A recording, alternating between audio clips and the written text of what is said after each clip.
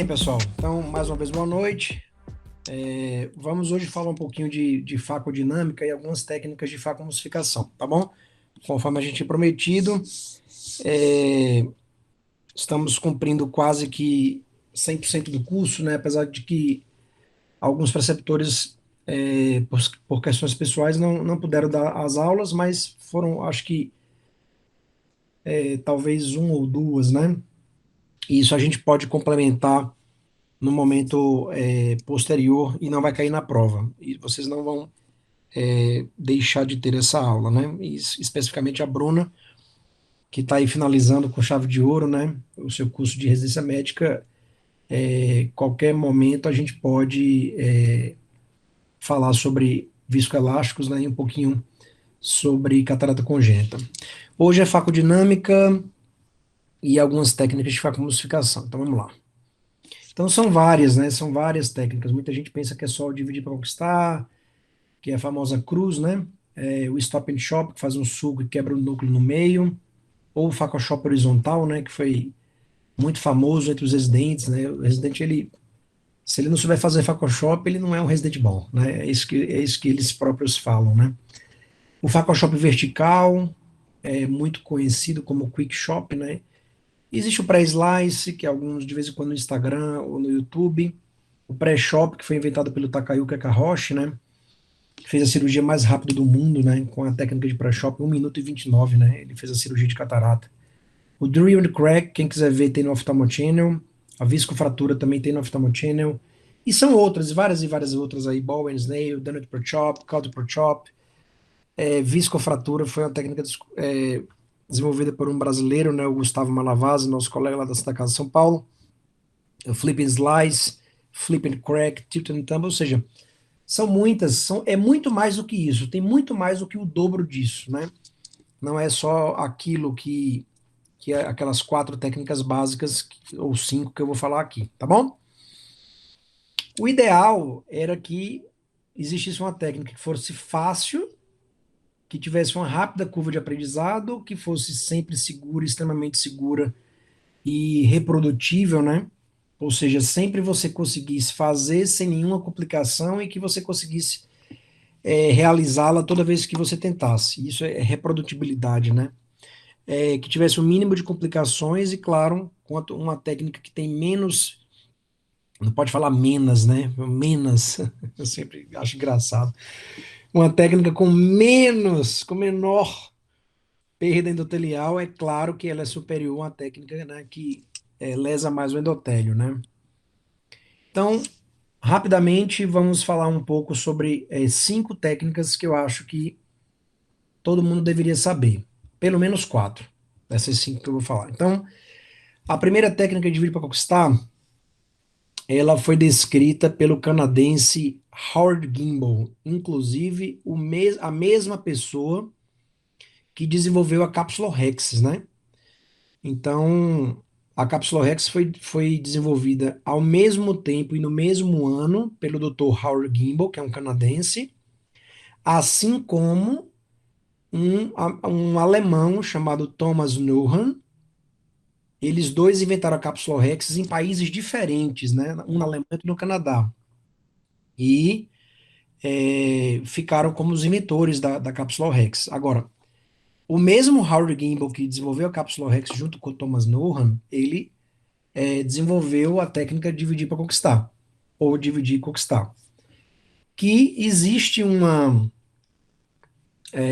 teoria de que você, para conquistar um território, era melhor você dividir o seu exército em vários pontos de ataque ao mesmo tempo para você conseguir conquistar. E assim o Howard Gimbel, ele desenvolveu essa técnica achando que, e chamou de dividir e conquistar, ou dividir para conquistar, que a gente vai falar daqui a pouco exatamente como é que ela é feita, né? 2 sulcos e 4 fraturas, né? Aí na figura é uma cirurgia. Deixa eu ver se tem algum mau contato aqui. Consegue me ouvir? Tranquilo, Fernando, aí? Sim, estamos te ouvindo, doutor. Ok, ótimo. Então você faz dois sucos, exatamente como está na foto ao lado. Essa foto é uma foto lá de Montes Claros, que a gente fez uma catarata negra, né? Não parece ser, mas é. E tem esse sinal da cruz aí, né? Então você faz dois sucos e depois você quebra em quatro pedaços. É uma técnica boa para quem está começando, só que ela tem uma maior quantidade de ultrassom, porque você tem que fazer um sulco na horizontal e depois um sulco na vertical. E aí dá essa cruz aí no meio, né? E aí você, em cada buraquinho desse, em cada, em cada sulco desse, no final de cada sulco, né, você consegue quebrar e o cristalino ele acaba virando uma pizza. Para quem não entende de cirurgia de facomulsificação ainda, você não tira o cristalino de uma pessoa comendo ele inteiro ao mesmo tempo. Não existe isso, né? Não é um prato de brigadeiro que você vai comendo, comendo, comendo e de repente acaba. Não, não é assim, né? O cristalino você tem que quebrar o cristalino de alguma forma para que você consiga conquistar ele, porque você não come o cristalino por inteiro, como se fosse um monte de massa em que você fosse sucando, sucando, sucando infinitamente até ele acabar, porque uma hora a caneta de ultrassom ele vai pegar na cápsula posterior quando tiver o último pedaço de cristalino. Então, você tem que fazer uma técnica que consiga fraturar o cristalino. E essa é o dividir para conquistar, que divide o cristalino em quatro pedaços, como se fosse uma pizza, né? Então, ele usa mais ultrassom e, em geral, né, é uma técnica que eu particularmente não vejo complicações com o dividir para conquistar. É claro que, quando eu falo não vejo, isso depende da experiência do cirurgião, os residentes, eles podem complicar, mas é bem difícil acontecer uma complicação sulcando o cristalino. Então, não é uma técnica de difícil execução, é uma técnica simples e muito bacana. Eu faço muito pouco, mas eu acho ela uma técnica muito boa para quem está começando e é extremamente reprodutível e segura. A grande dificuldade dos residentes é de fazer um sulco perfeito para que ele tenha uma profundidade adequada, um tamanho adequado para que conseguir realizar as fraturas. Conseguindo fraturar o cristalino em quatro pedaços, você consegue operar apenas com uma única mão. Quando já fraturado o cristalino, você consegue operar com uma única mão, né?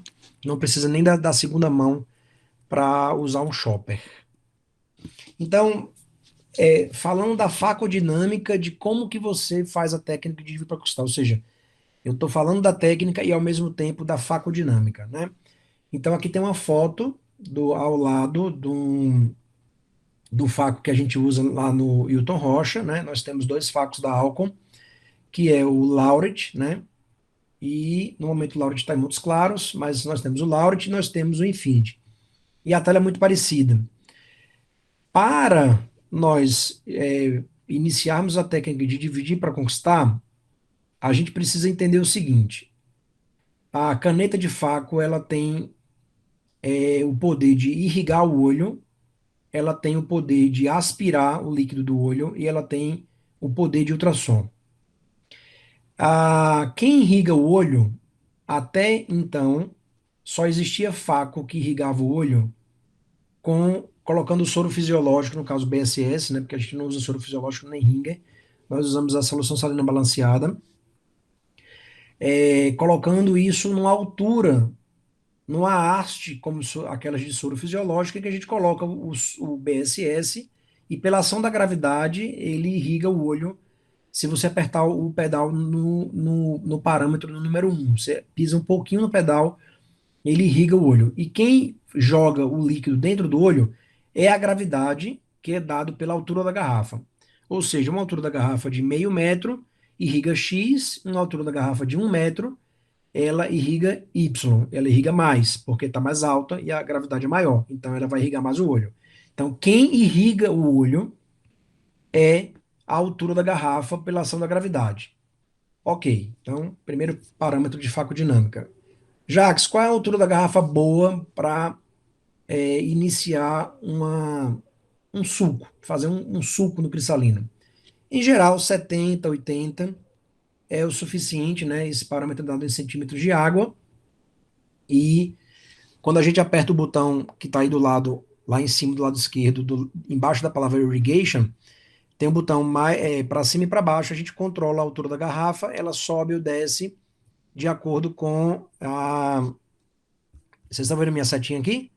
Então, ela sobe ou ela desce e ela mostra aqui do lado quanto que está os centímetros de água. Em geral, para iniciar um suco no cristalino, eu coloco a garrafa 70 centímetros de água, porque eu não preciso irrigar tanto o olho, né? Vocês sabem que quanto mais irriga o olho, maior a pressão intraocular, né? Existe uma relação entre 70 centímetros de água, que não é a mesma coisa de 70 mmHg. Não confundir a coisa, eu vou colocar na prova. 70 centímetros de água não é a mesma coisa que 70 de pio.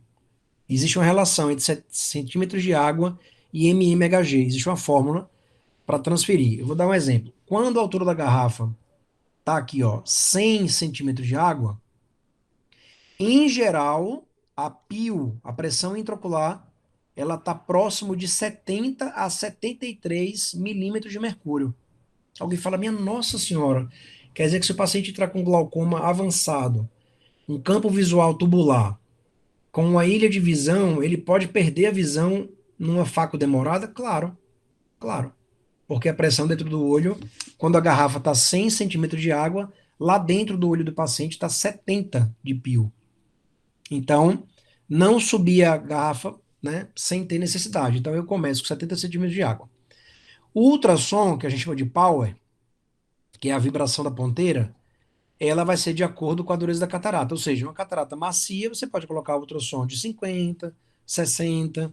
Uma catarata moderada, você pode colocar o ultrassom de 70, 75, 80. Uma catarata pedreira, 3 para 4 cruzes, você pode colocar até 100% de faco, tá?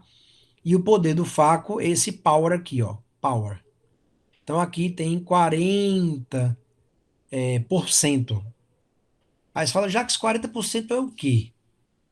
É, é o ciclo em Hertz, que já cai na prova do CBO, né? O que é que significa 40%, né? De ultrassom.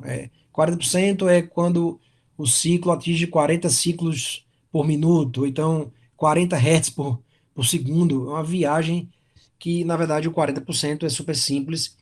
É que a ponteira que vai para frente e para trás, ela excursiona 40% da capacidade que ela tem. Ou seja, uma ponteira de metal que vai para frente para dar uma pancada no cristalino, vamos supor que ela fosse para frente 1 metro, pra vocês entenderem, 1 metro.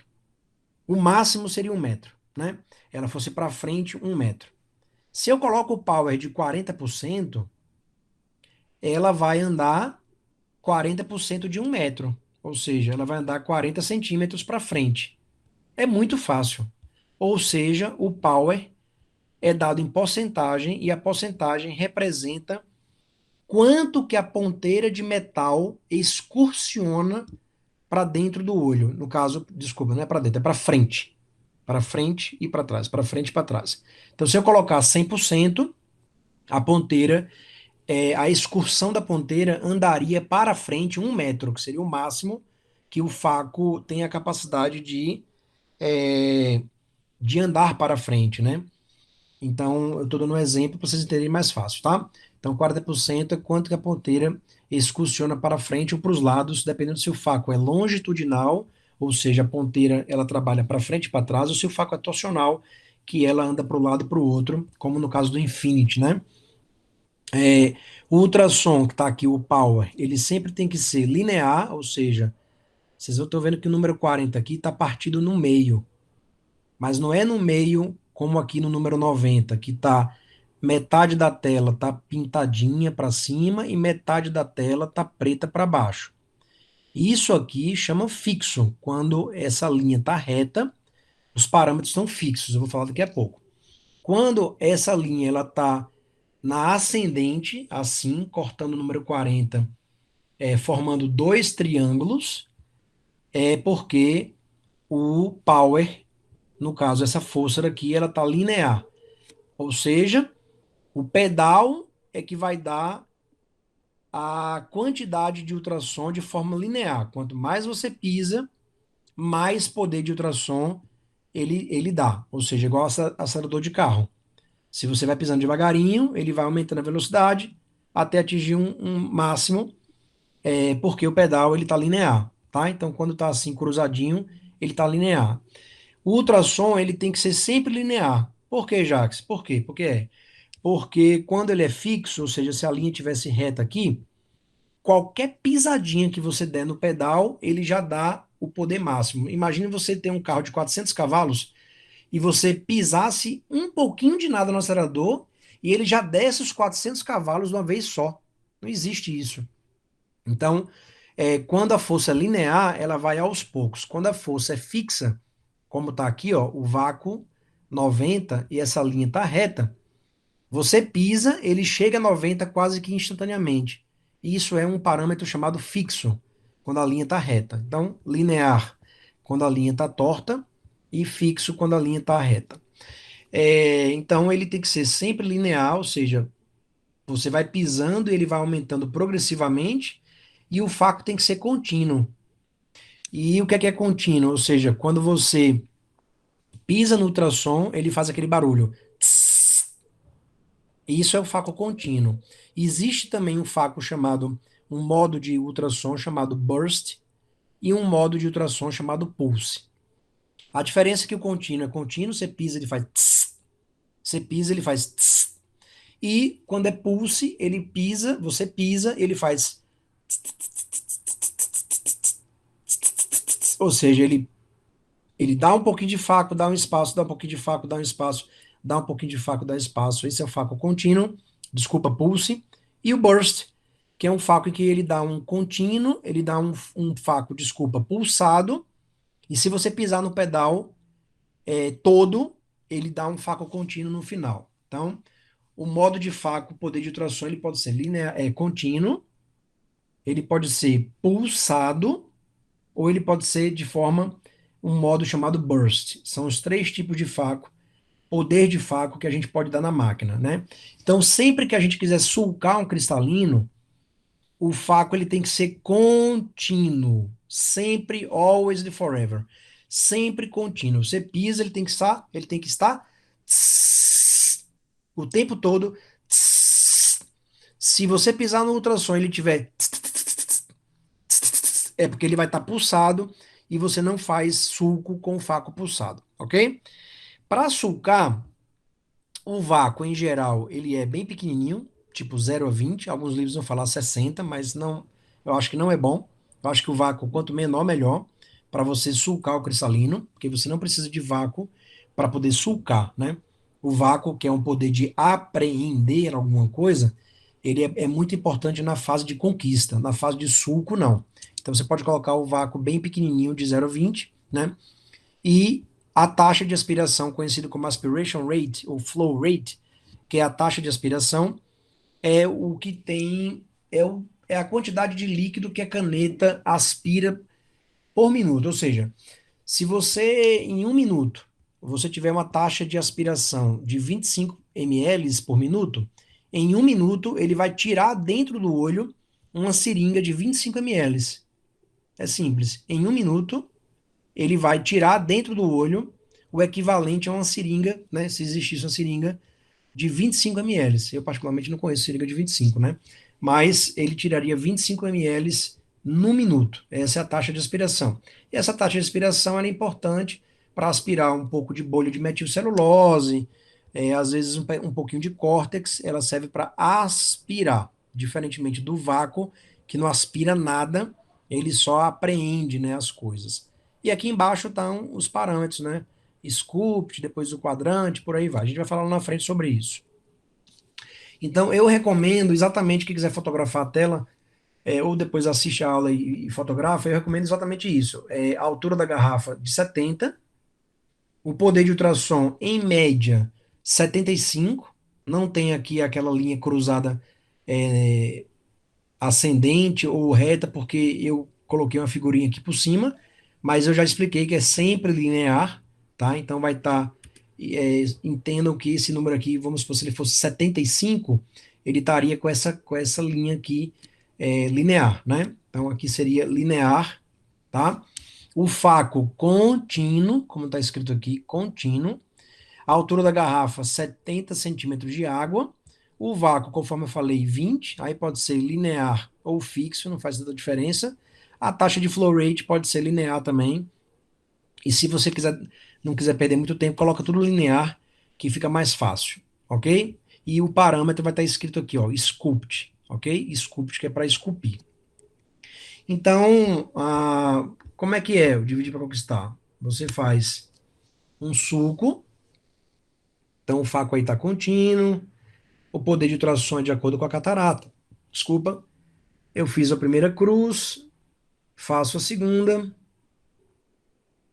e aí eu vou tentar começar a quebrar. Melhoro os sucos, né? O suco, se não tiver muito profundo, o cristalino não quebra. Então, estou melhorando os sucos. Veja que o reflexo vermelho está ficando cada vez mais vermelho, significa dizer que o suco está excepcional. Quanto mais vermelhinho, melhor, claro, não rompendo a cápsula posterior, né? E aí a gente fez uma cruz, e aí automaticamente eu quebro a primeira fratura, rodo, quebro de novo, rodo, quebro de novo, e por aí vai. E aí quando tá quebrado igual uma pizza, né? Pronto, quebrei uma pizza, acabou. Agora vai conquistar. Aí para conquistar são outros parâmetros que a gente vai comentar na frente, tá? Quais são as dicas? Se você subir muito a altura da garrafa, a câmera fica muito profunda, né? E isso é muito ruim operar os olhos míopes, né? Porque os olhos míopes são muito grandes e a câmera fica muito profunda. Então você fala assim, Jax, eu vou colocar a altura da garrafa de 100, de 1 metro, 100 centímetros de água, né? E deixo lá fixo mesmo. Não vou ficar mexendo nisso, não. Fica ruim de decorar. Aí você pega um paciente automíope, ele vai ficar com 1 quilômetro de câmara anterior e você não vai conseguir sulcar porque o olho fica muito profundo. Então, quanto maior a altura da garrafa, pior nos olhos míopes, né? O hipermétrope já é diferente. Se você aumentar muito o vácuo nessa fase de sulco, né? Em geral, quando você começa a sulcar o cristalino aqui, como no vídeo, na hora que você chega no final do sulco, quando o vácuo está um pouquinho alto, ele começa a querer puxar o cristalino do saco, porque o vácuo, ele no final daqui do sulco oclui, né? A ponteira de metal ela oclui, ó, no final ela oclui, e aí o vácuo ele sobe um pouco e você acaba é, arrancando o cristalino do saco sem querer, porque o seu vácuo está alto e sem necessidade. Então, quanto maior o vácuo, ele pode puxar o cristalino do saco, né? E a técnica de dividir para conquistar é uma técnica que você suca o cristalino no saco. Não é fora do saco, nem na câmara anterior. Você suca ele no saco, tá?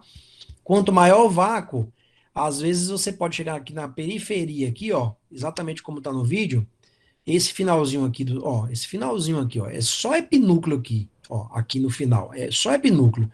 Se você tiver com um vácuo muito pesado, né, ou então com o poder de ultrassom muito desproporcional, você pode comer a cápsula aqui no Equador, porque foi uma força desnecessária, né, para poder emulsificar o cristalino. Então, o vácuo, ele também pode emulsificar o epinúcleo que está aqui na média periferia e romper, né?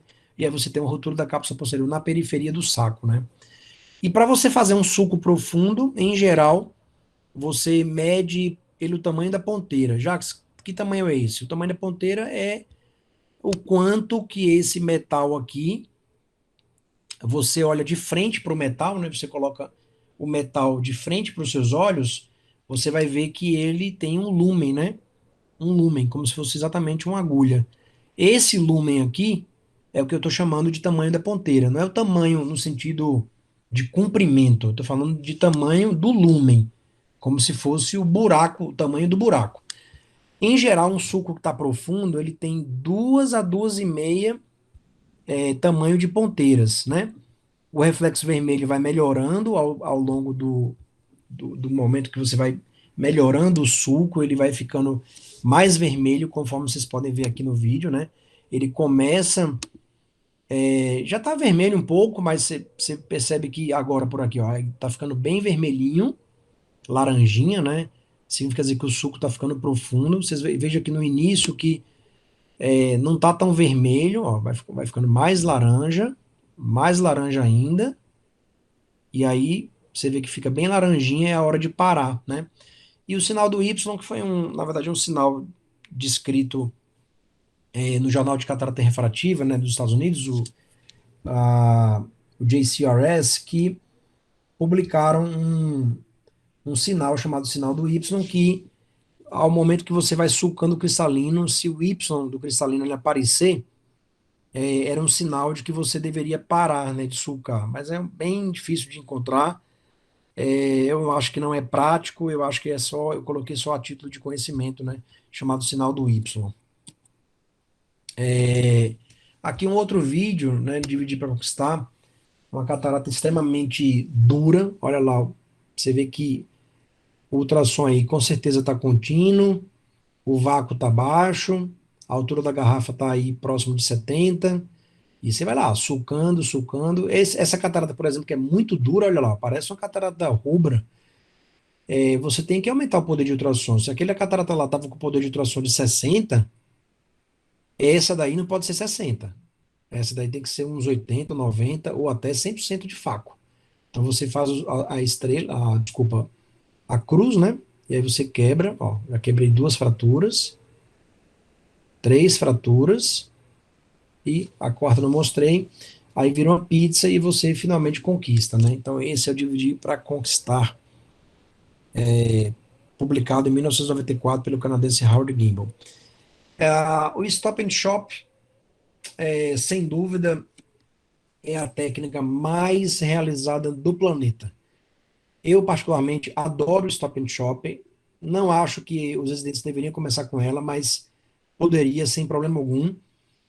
Por que que você fala, Jacques? Já que ela é a mais utilizada do mundo, por que que a gente não começa com o Stop and Shop? Porque o residente ele tem dificuldade de fazer uma manobra que no Stop and Shop tem, que é quando você fratura o cristalino em dois heminúcleos, ou seja, você faz um sulco e quebra. Não tem dois sulcos, é um sulco só. E aí a manobra de passar o chopper por aqui por baixo, com a mão não dominante, em geral à esquerda, né? Porque a maioria dos cirurgiões é direito, é destro.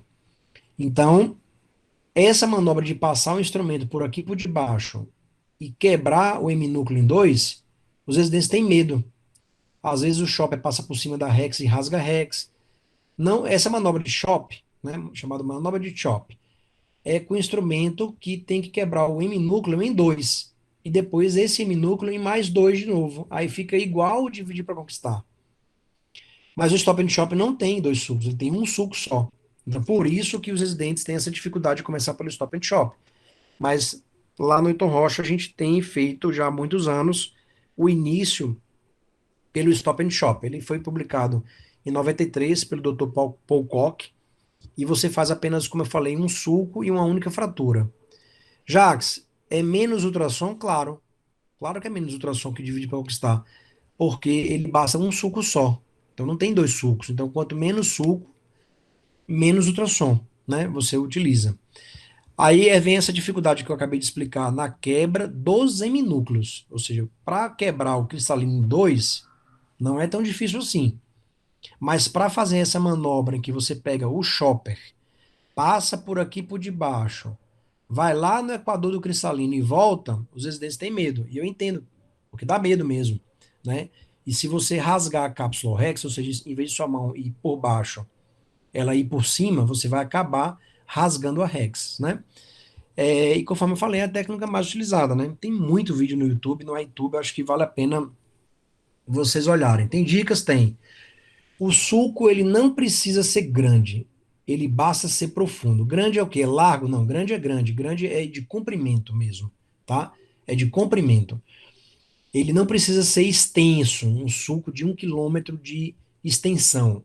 Ele basta ser profundo e não precisa ser grande. Grande não é largo. Largo também não é bom.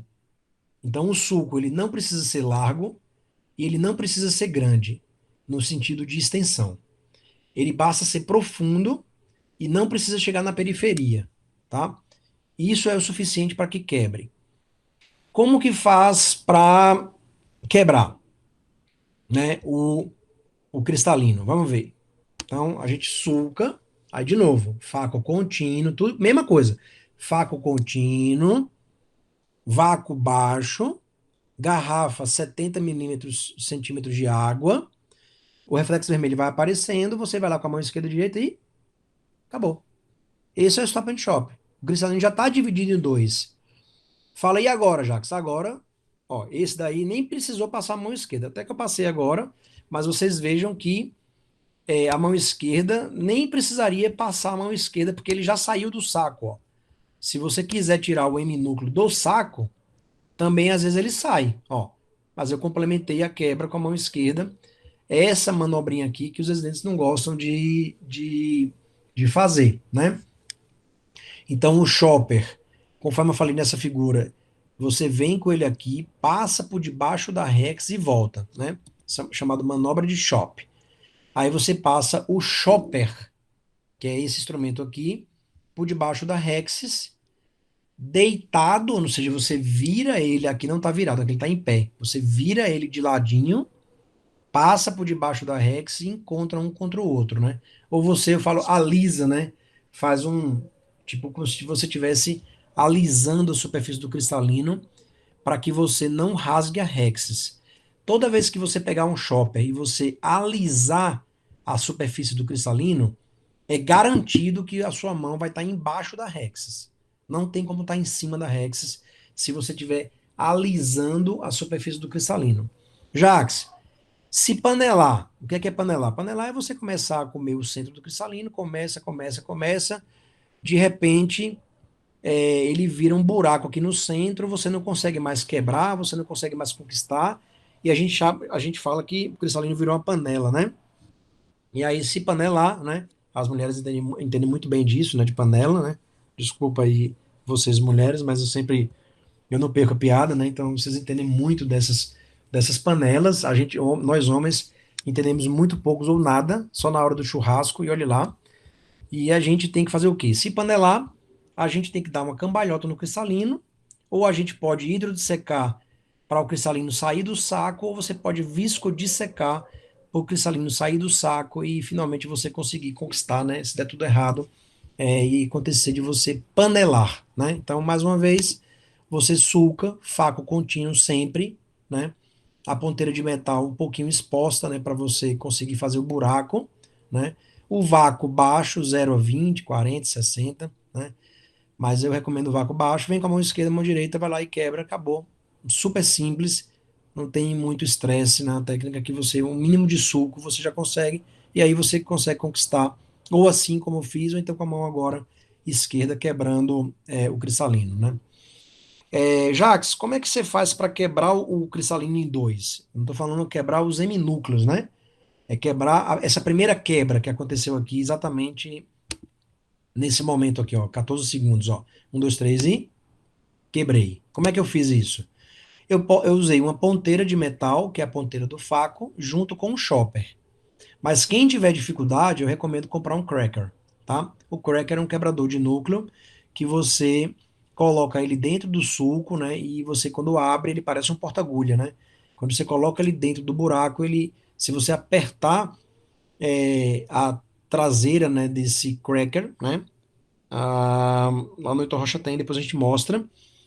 Eu não tenho cracker, mas eu acho que vale a pena quem quiser comprar, porque você coloca o cracker aqui no meio e na hora que você aperta, como se fosse um porta-agulha, na hora que você aperta, em geral, todos os instrumentos que você aperta, em geral, fecham, né? A maioria dos instrumentos, você aperta, tesoura, você aperta, ela fecha.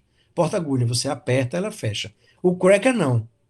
Se você apertar um cracker, quando você aperta o instrumento, ele abre a ponta, chamado instrumento de ação cruzada, né? Então, o cracker ele serve para quebrar o núcleo em dois heminúcleos. O núcleo em dois heminúcleos, tá? E aí, na hora da conquista, né, dos dois heminúcleos, aí você crava no cristalino, né? Você crava em uma dessas, como eu fiz aqui, ó. Então, eu vou cravar aqui, ó, um, dois, três e cravei. Espera o vácuo subir, vem com a mãozinha esquerda por aqui, e aí de repente encontra um com o outro, né? Ou então você pode puxar o heminúcleo, como eu fiz aqui. O heminúcleo aqui, a Rex aqui, ó, a Rex e o cristalino saiu do saco. Daqui para cima tá fora do saco, daqui para baixo tá dentro do saco, porque a Rex é o divisor de águas. Aqui é onde tá a Rex, minha mão tá longe da Rex, tá vendo? Ó? E aí você vai lá e mão esquerda e pá, quebra. Phacochop. Phacochop foi uma técnica descrita em 93 pelo indiano Kunihiro Nagahara, que mandou um vídeo para a Sociedade Americana de Cirurgia de Catarata Refrativa, né, tão famosa como a ASCRS, né, que todo ano tem. E ele mandou um vídeo, né, e mandou essa técnica chamada Phacochop, né? E ele mandou a técnica conhecida como Phacochop horizontal, né? E é quando as pessoas falam, olha, eu faço Phacochop, olha, eu tenho uma bolsa da Gucci, e você? Ah, eu não tenho não, mas eu faço Phacochop, né? Eu acho que é tão interessante que realmente é uma técnica muito famosa e as pessoas gostam muito de falar, olha, eu faço Photoshop, porque realmente é uma técnica muito atrativa, ela ficou muito famosa no mundo inteiro. Então, o Kunihiro Nagahara, ele mandou um vídeo e ele ganhou um prêmio, né, com essa técnica chamada Photoshop horizontal, não vertical, como está escrito aqui, né? Porque na verdade o Photoshop existe uma técnica horizontal que foi descrita pelo Kunihiro Nagahara em 93 e depois veio o Photoshop vertical, tá? Que foi descrito por outros autores. Ela não necessita de nenhum sulco. Que é isso, Jacques? Então ela é top demais, né? Que eu tô falando. Ela é melhor do que bolsa da Gucci. Você não precisa de fazer nenhum sulco, né? E ela, vou mostrar daqui a pouco, usa automaticamente, consequentemente, menor quantidade de ultrassom e você já começa a técnica usando altos parâmetros. Jacques, que altos parâmetros são esses? Vou explicar. Tá? E você utiliza os planos naturais de clivagem do cristalino nessa técnica, tá? Quem quiser saber mais sobre Photoshop, tem apenas um livrinho aqui de 300 páginas sobre isso, né? Se vocês quiserem, eu tenho um PDF e mando para cada um.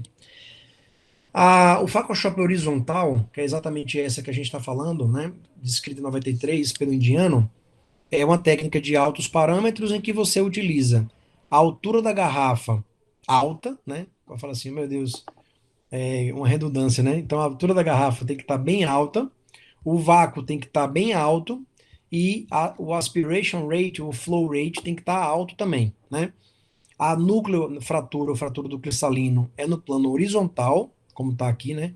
Então a ponteira crava no centro do cristalino e a mão esquerda passa por debaixo da rex e vem em direção, horizontalmente em direção, parece estar cravando para baixo, não é, tá? Você dá uma cravadinha aqui e a mão esquerda vem em direção à ponteira de metal no sentido horizontal, né? No sentido horizontal. E ele deu essa figura, né? Essa figura está num dos maiores livros de cataratas que eu já li na minha vida, que é o livro do Dr. Roger Steinert, né? Que tem 600 páginas de fato, o melhor livro de catarata que sem dúvida que eu já li. Essa figura que está lá mostra exatamente como você pegar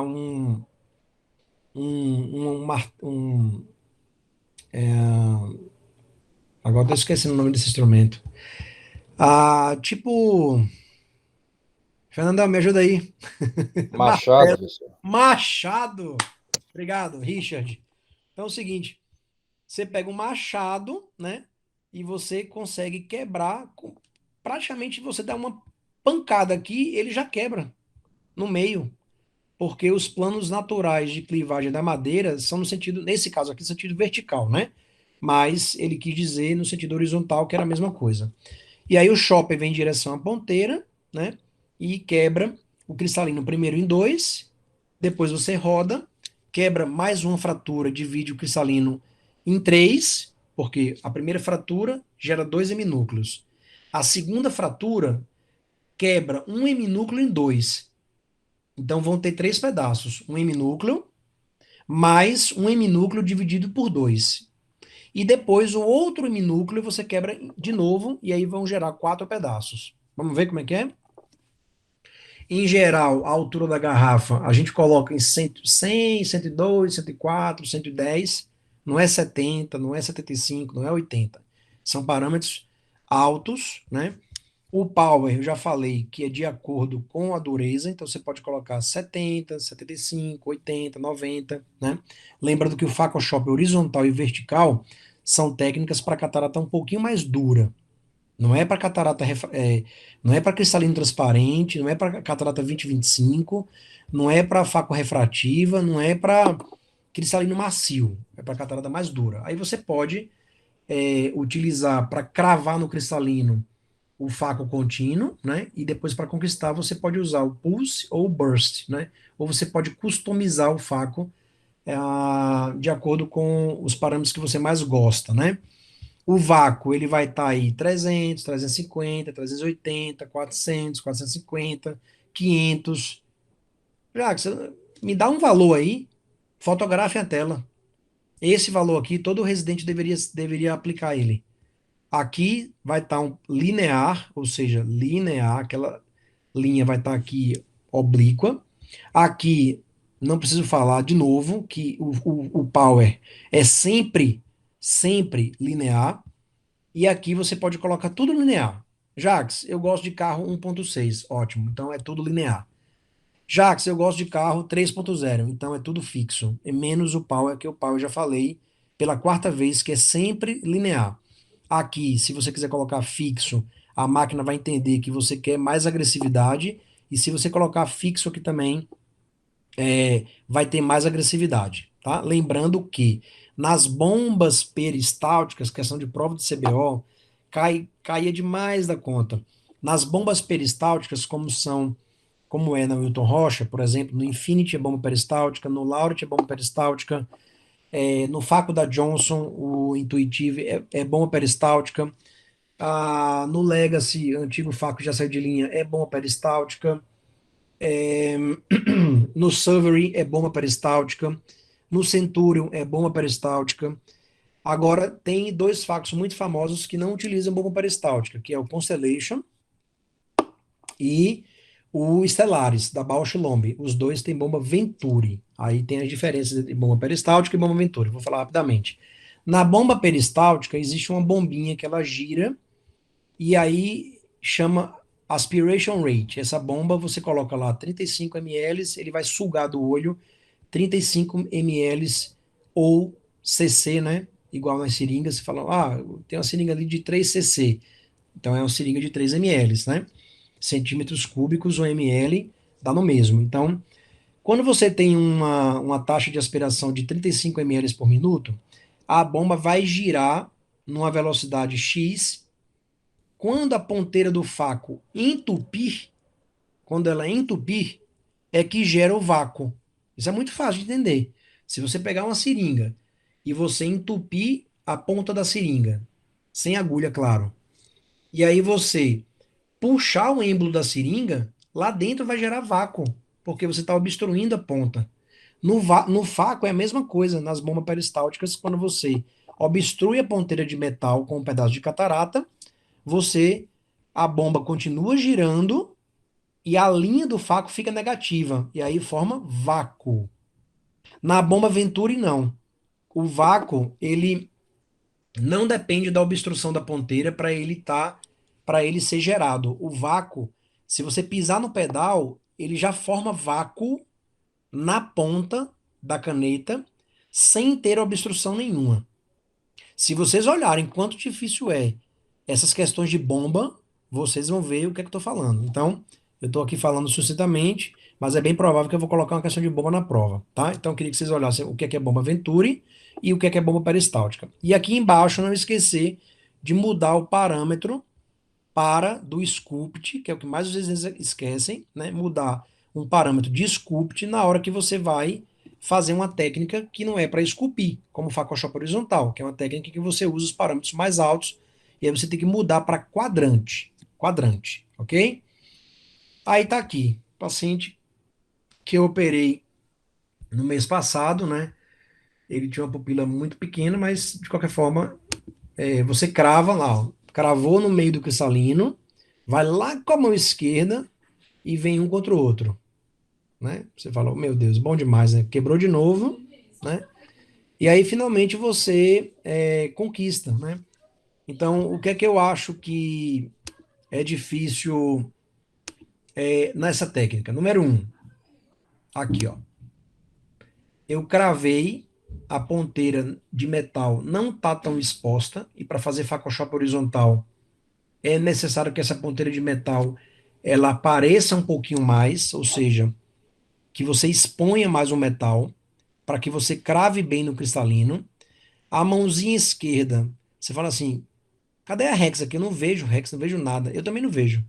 A questão é, se você alisar a superfície do cristalino, você sabe que você não vai rasgar a Rex. E assim foi, né? Eu vou lá com a mão esquerda, ó, aí pego no equador do cristalino, um contra o outro, e o movimento é horizontal, um contra o outro. Horizontal, ó. Cravo.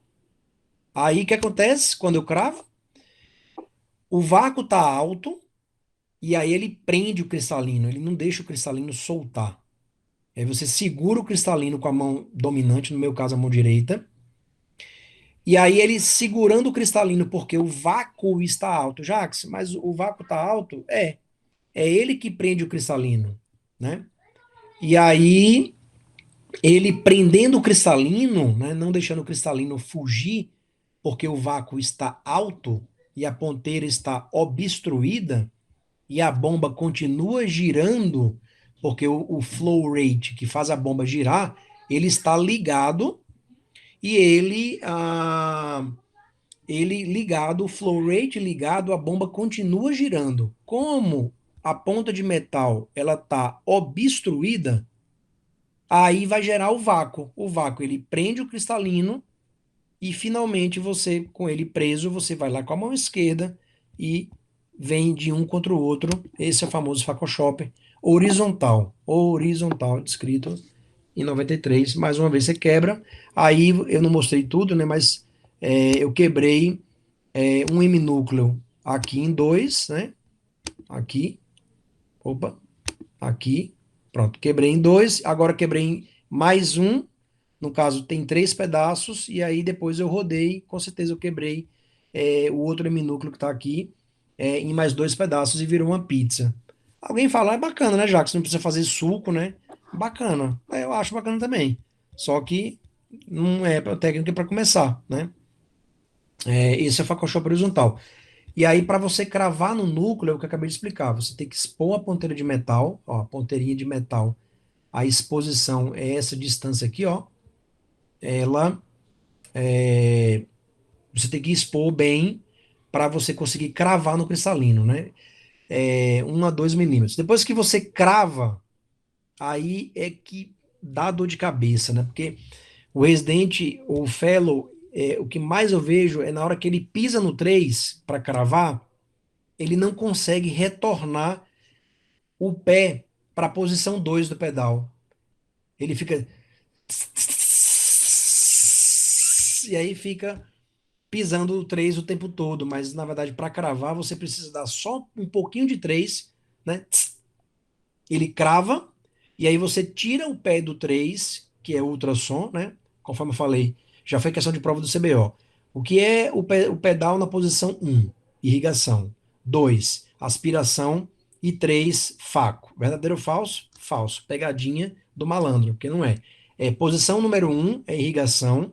2 é irrigação e aspiração. E 3, irrigação, aspiração e poder de ultrassom, né? E aí você, quando pisa no 3 você gera ultrassom e automaticamente você crava no 3 e você tira o pé do 3 e volta o pedal para o 2 e aí a bomba fica girando, o vácuo fica formado, você crava no, já cravou no cristalino e aí você vai com a mão não dominante e passa por debaixo da Rex e vem um em direção ao outro, conforme está aqui do ladinho nessas dicas aqui. Hum, a penúltima técnica, estamos acabando, graças a Deus, é o famoso Photoshop vertical ou Quick Chop, né? Eu sei que estou andando um pouco rápido, mas depois vocês podem assistir a aula a hora que vocês quiserem. Aí vocês colocam, em vez de no modo 2 vezes, vocês colocam no modo meia vez, que aí vocês vão ver eu falando bem devagarinho, né? O Quick Shop, o Photoshop vertical, né? Foi descrito pelo Dr. Vladimir Pfeiffer e ele utiliza, na verdade, utilizou, né, os conceitos de de forças verticais, ao contrário do Kunihiro Nagahara, que as forças eram horizontais, né? E ela foi, na verdade, difundida, né, pelo Dr. David Dillman e o Luiz Ninkamin, o Ninchamin, eu não sei como que fala o sobrenome dele, mas foram eles que difundiram o nome Faco Quick Shop, né? Ou apenas Quick Shop. Então, quando alguém fala Faco Shop, era para falar a palavra horizontal ou Faco Shop vertical. Mas quando as pessoas falam apenas a palavra Faco Shop, subentende-se que é horizontal. E quando as pessoas falam Faco Shop vertical, aí é que chama de Quick Shop. E quando fala Quick Shop, já sabe que é Faco Shop vertical, né? Não tem como ser horizontal. Então você utiliza, na verdade, um Quick Shopper. Você não utiliza um shopper normal, você utiliza um Quick Shopper, tá? Você é muito parecido com o Faco Shopper horizontal. Você crava no centro do cristalino, né? A diferença é que o Quick Shopper fura, desculpa, o Quick Shopper fura em direção para baixo e a ponteira do faco puxa o cristalino para cima, né? E aí os movimentos verticais é que gera a fratura do cristalino e a fratura, diferentemente do Phacoshop horizontal, que a fratura ela é da periferia, ó, um, dois, três e da periferia para o centro. Então essa fratura é centrípeta, ela é da periferia para o centro, né? O Quick Shop não.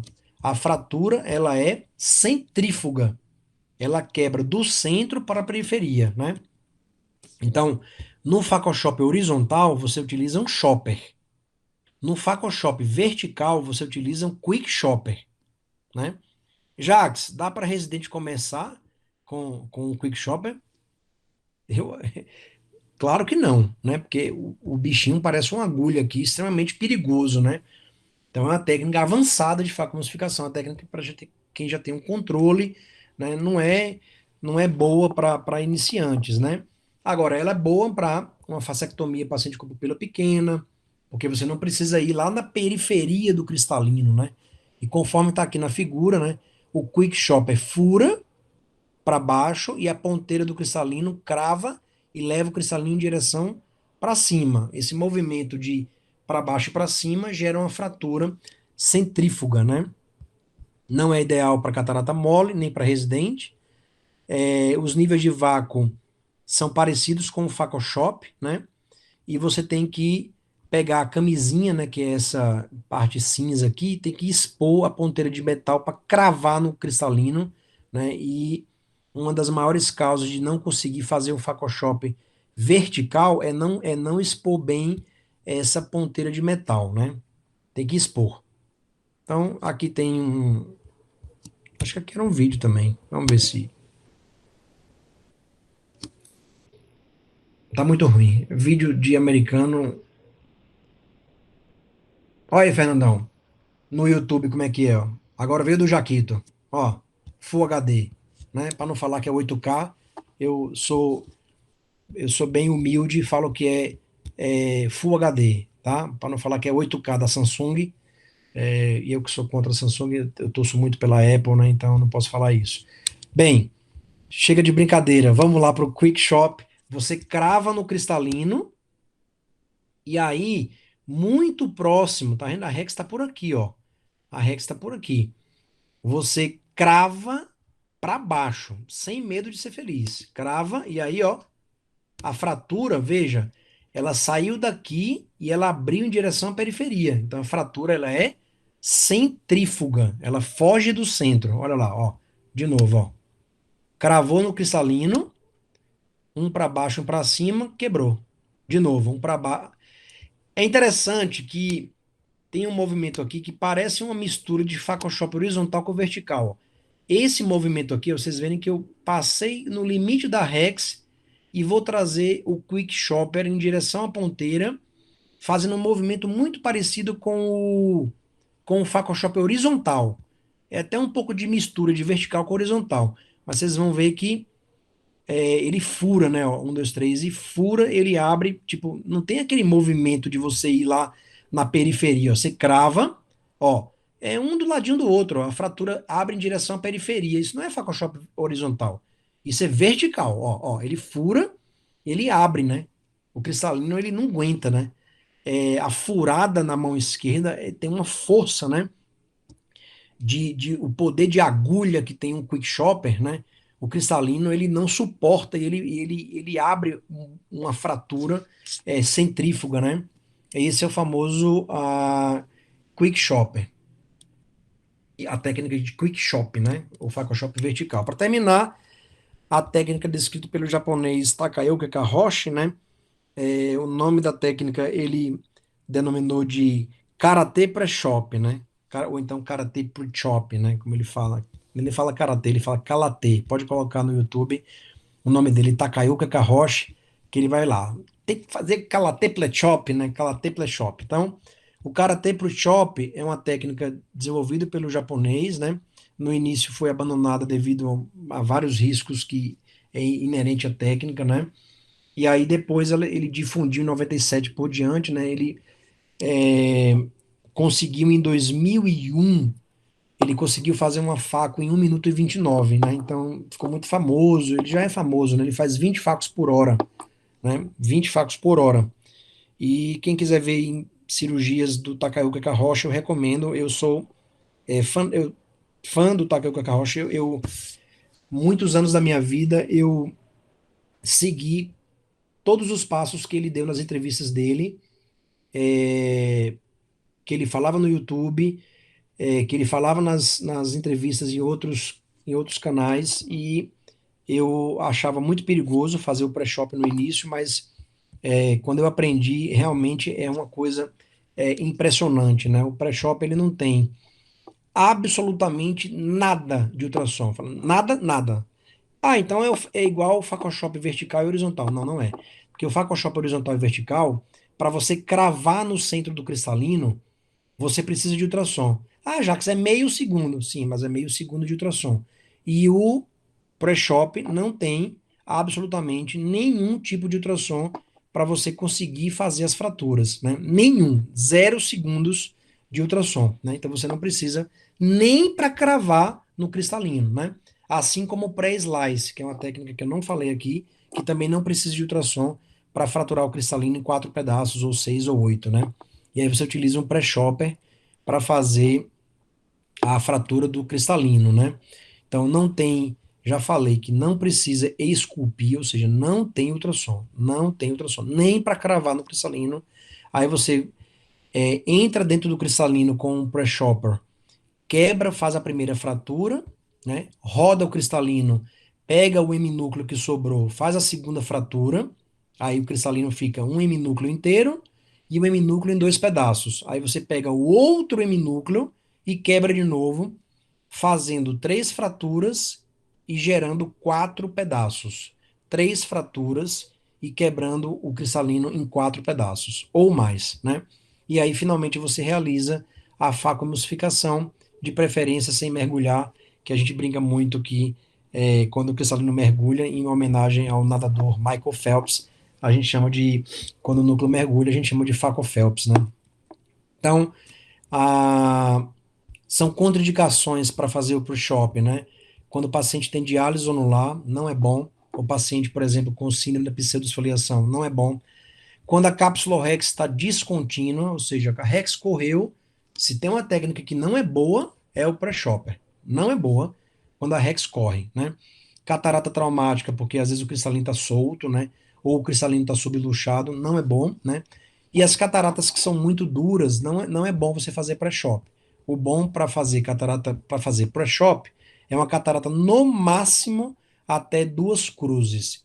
Se você tiver uma catarata mais dura do que 2 cruzes, você muda a sua técnica. Você pode fazer stop and shop, você pode fazer dividir para conquistar, você pode fazer quick shop, você pode fazer faco shop, só não para shop, tá? Ou você pode fazer essa técnica aqui chamada counter pre-chop, né? Que o Akaroshi também desenvolveu quando as cataratas são muito duras. Eu não vou falar aqui. Ele desenvolveu uma técnica chamada counter pre-chop, tá? O pré-chop é esse aqui, né? Você simplesmente aspira o córtex do cristalino, né? E aí enche o olho de viscoelástico, roda, né? Roda e aí não estou fazendo ultrassom, estou só aspirando o cristalino, entra com a foice, né? Entra dentro do cristalino, faz um pouco de força e ele já fratura. Um, três, no caso, primeira fratura, segunda fratura, terceira fratura. Em menos de 10 segundos, você tem os 4 pedaços, né? Então, cada técnica com a sua beleza, né? E é por isso que eu acho que todo cirurgião deveria ter a obrigação de saber pelo menos 2 técnicas, uma para catarata mole e uma para catarata dura, né? Esse é o pré-chop, primeira fratura, gera 2 heminúcleos, depois pega um heminúcleo quebra em dois, pega o outro heminúcleo, quebra de novo, então são 3 fraturas com 4 pedaços, e vocês vão olhar que o pré-chop, ele é um instrumento de ação cruzada, ou seja, ele entra dentro do olho fechado, e quando você aperta lá na mão, né? Ele abre, ó. Um, dois, três e apertei, ele abriu. Ou seja, ele tem ação cruzada. Ele é feito fechado e quando você aperta, ele abre, né? Diferentemente do porta-agulho da tesoura, que quando você aperta, ele fecha. O pré-chop, quando você aperta, ele abre, né? É um instrumento de ação cruzada. Aos poucos é que o escuro é claro. Eu adoro essa frase porque eu morava na área hospitalar e aqui é uma foto, né, do meu 12º andar, né? Vivi 6 anos lá e estudando nas madrugadas. Eu falava que muitas e muitas madrugadas eu via essa imagem aqui e eu falava que aos pouquinhos é que o escuro ficaria claro, né? Ficava claro, né? E nessa época eu estava no doutorado, virando madrugadas e eu falava, bem, vai aparecer uma luz no fim do túnel, tá aqui. Santa Efigênia, é isso. Acabamos! Parabéns, doutor Jacques, excelente aula. Só queria entender o seguinte: o fato de não usar ultrassom evita de romper cápsula posterior, ou é simplesmente que você consegue fazer mais rápido, ou não tem uma coisa relacionada com a outra? Assim. Boa pergunta. Na verdade, Carol, o fato de você não usar ultrassom é porque quanto mais ultrassom você utiliza na cirurgia de catarata, mais perda endotelial o calor do ultrassom gera. Eu sei que meio segundo de ultrassom não vai fazer mal para o paciente, mas se você quisesse, é, se você quisesse utilizar dentro de um olho de uma pessoa adrenalina, azul de tripã, metilcelulose, várias substâncias dentro do olho, não seria melhor se você conseguisse fazer uma cirurgia com menos drogas, né, dentro do olho, né? Então, a mesma coisa na catarata. Quanto menos ultrassom você utilizar, menor a perda endotelial, ou seja, menos a córnea vai sofrer, menos edema de córnea e por aí vai, né? Então é por isso que é, existe uma correlação direta entre perda endotelial e quantidade de ultrassom utilizado na cirurgia de catarata. Num olho normal, aí com 2.800 células, alguns segundos de ultrassom não faz mal nenhum. Agora, numa córnea com distrofia de Fuchs, numa córnea glutata, em que a celularidade é baixa, eu não tenho dúvida que quanto menos ultrassom você utilizar, melhor. Ou seja, será que é melhor fazer 2 sulcos, como dividir para conquistar, ou é melhor fazer um pré-chop em que você consegue fraturar o cristalino em 4 pedaços sem absolutamente nenhum tipo de ultrassom? Sem dúvida, seria melhor você ter menos ultrassom possível, né? Obrigada, doutor Jacques. É isso, Carol.